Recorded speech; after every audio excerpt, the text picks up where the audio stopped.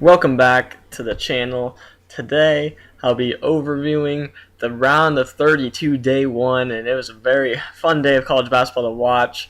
But first you'll just see this gameplay over the West All-Stars versus the East All-Stars where I was just messing around. But let's get to the NCAA tournament. I'll recap the games like usual, like I did the last 2 days, third straight day of the NCAA tournament overview. And it all started off with Miami versus Wichita State. And if you guys watch that game, Miami jumped out to an amazing start. I think if they didn't get on that kind of start, then I believe that Wichita State would have won that game. Because Miami was up 21 in the first half. Then Wichita State started clawing away, got it back into it at the start of the second half, took the lead with like 7 minutes to go or so. But then Miami, they ended up getting the win in that one, 65-57. Pretty good game by Miami all the way around. No one really thought Wichita State would beat Miami, but everyone knew that Wichita State, their defense, would give them a game. And when Wichita State actually got into the defensive end and started playing hard, they really gave Miami all that they wanted. And they almost pulled off the upset, the 11-3 upset in the round of 32. But Miami does advance to the Sweet 16. Congratulations to them. Good team, could make a run. They may play my Iowa Hawkeyes, probably not though, as Iowa plays Villanova. Hopefully they can get the win tomorrow. Let's move on to the next game, Duke and Yale. When I was watching, I thought it was going to be a blowout. The whole first half, I even told you guys yesterday, I thought Duke was going to run away with it. They're going to put up too many points. And at the first half, I was like, wow, that was a pretty good prediction by me because Duke is doing exactly that. Duke had like 40 or some points at halftime, up by like 22 or something. They were just hitting everything that they shot from the three-point line.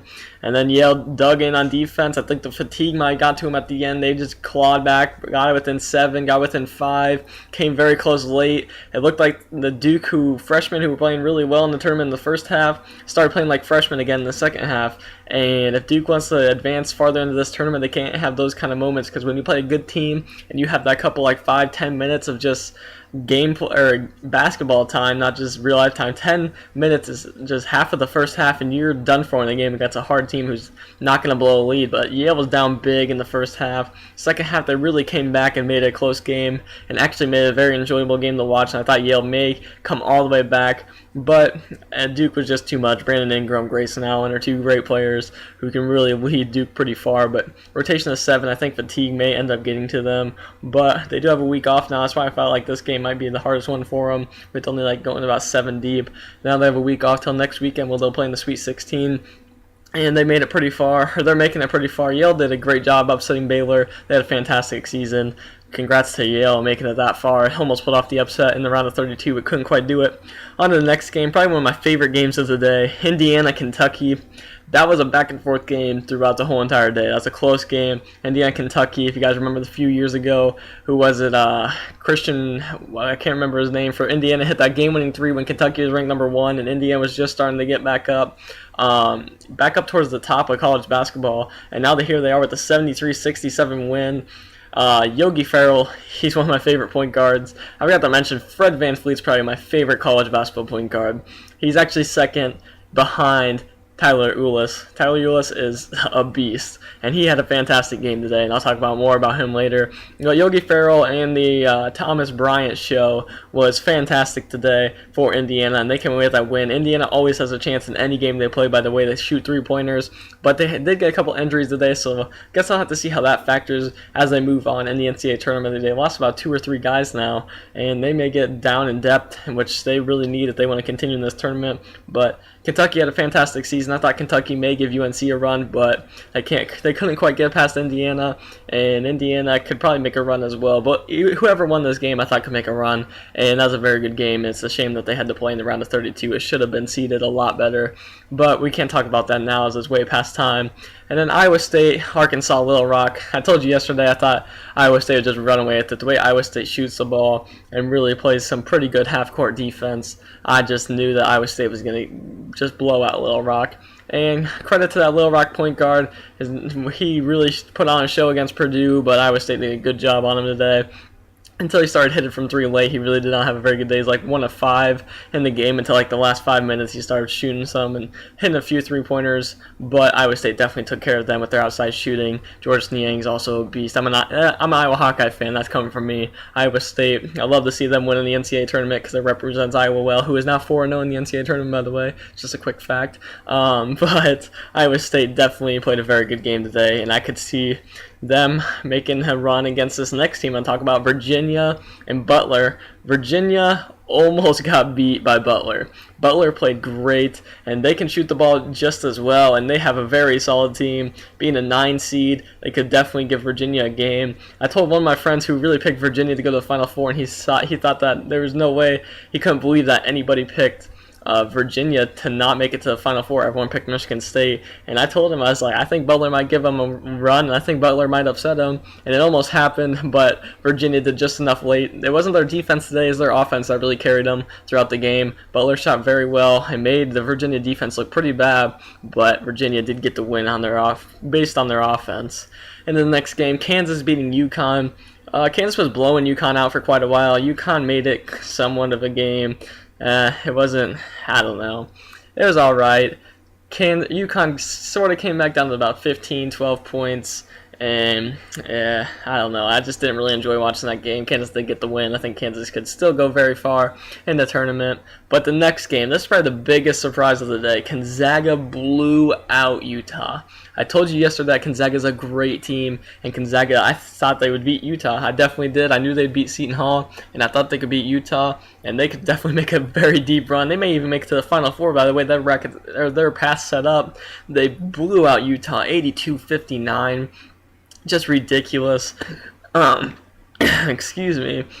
Gonzaga, Sabonis, and Wiltjer, they're just two beasts. And Utah Jakob Poeltl, he got in foul trouble. And then just Brandon Taylor, no one else stepped up for Utah. And it's very disappointing not to see a very good game. I thought I'd see a really good game between Gonzaga and Utah. 11 versus 3, but I knew Gonzaga's should be ranked a lot higher than an 11.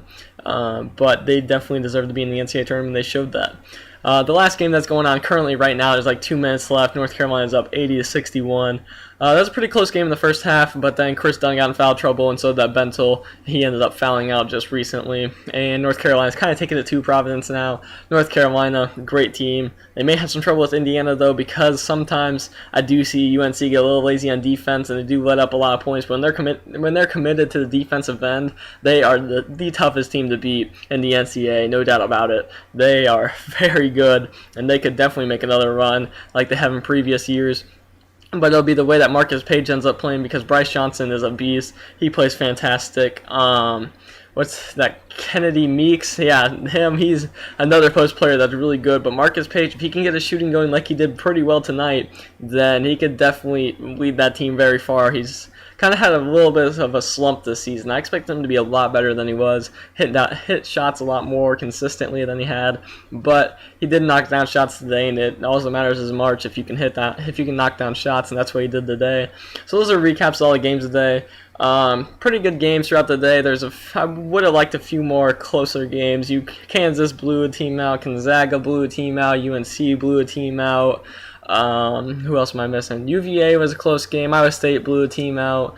There's just a lot of blowouts today. It wasn't really like the march that you'd like to see. Duke Yale was a close one, but there wasn't that many close games. Wichita State Miami was.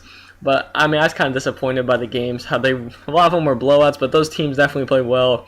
And I'm gonna talk about the teams that I think I really like that played well today. One was Indiana. Indiana played fantastic against Kentucky. So many people thought Kentucky would definitely beat Indiana. There's no chance.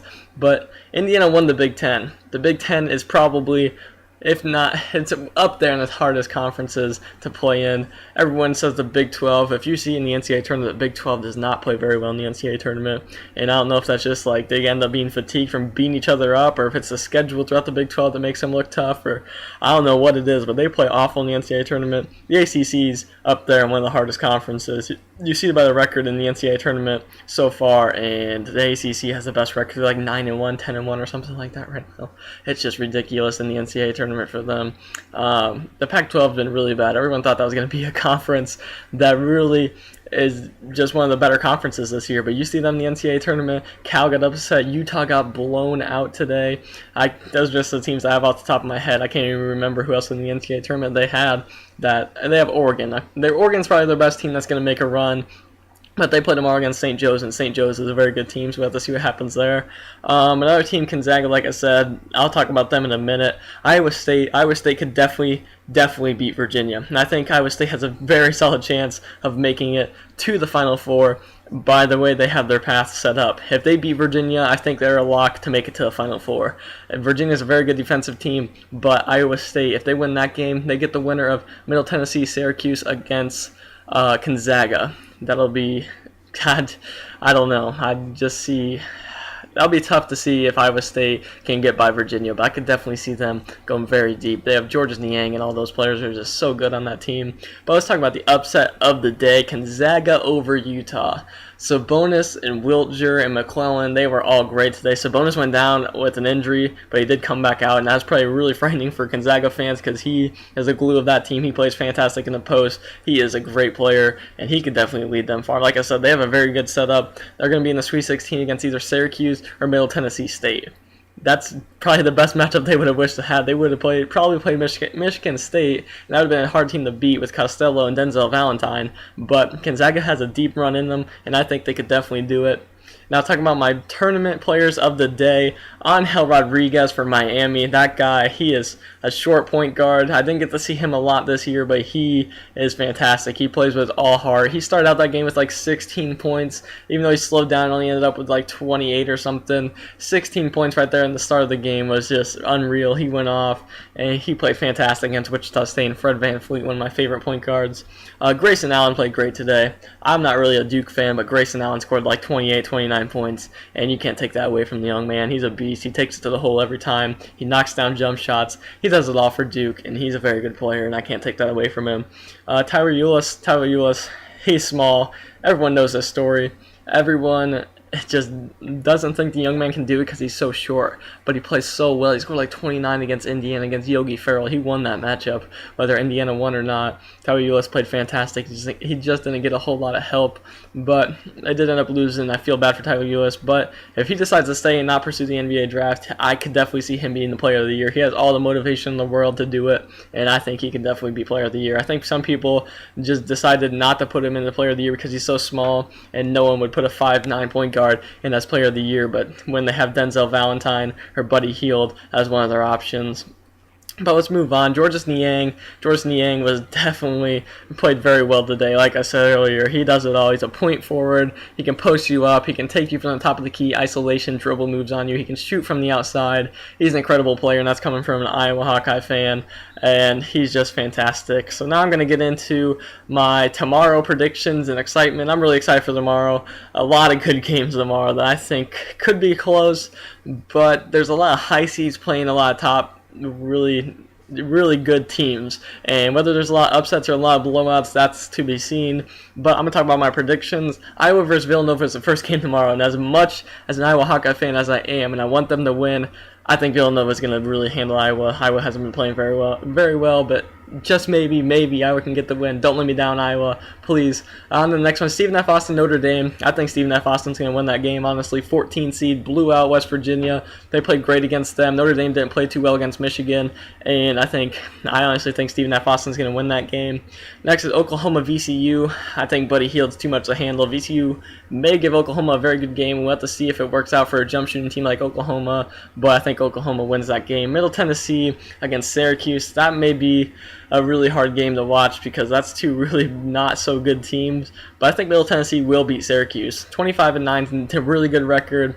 But as long as they shoot out that 2-3 zone like they did against Michigan State, they will get that win. Hawaii, Maryland. I think Maryland will blow out Hawaii. I don't know why. I just had the feeling. Texas A&M against UNI. I think that'll be a close game than people suspect, but I think Texas A&M will get that win. Wisconsin Xavier. I think Wisconsin will give Xavier a very good game, but Xavier has played pretty well. Xavier played pretty well, and Wisconsin did not play well at all. So I think Wisconsin may lose that game to Xavier. And then last game of the night, Oregon against St. Joe's. St. Joe's is a very good team, don't get me wrong, but I think Oregon's going to win that matchup. I think Oregon has too good of a team to lose that kind of game. And those are my predictions for tomorrow. And like I said earlier, I hope Iowa wins. Really hope they can get the win for just the whole state of Iowa. So can you and I, so we can stay undefeated. But that is all I have for today. Leave your predictions of tomorrow's game in the comment section. But that is all I have for today. And hope you guys did enjoy. As always,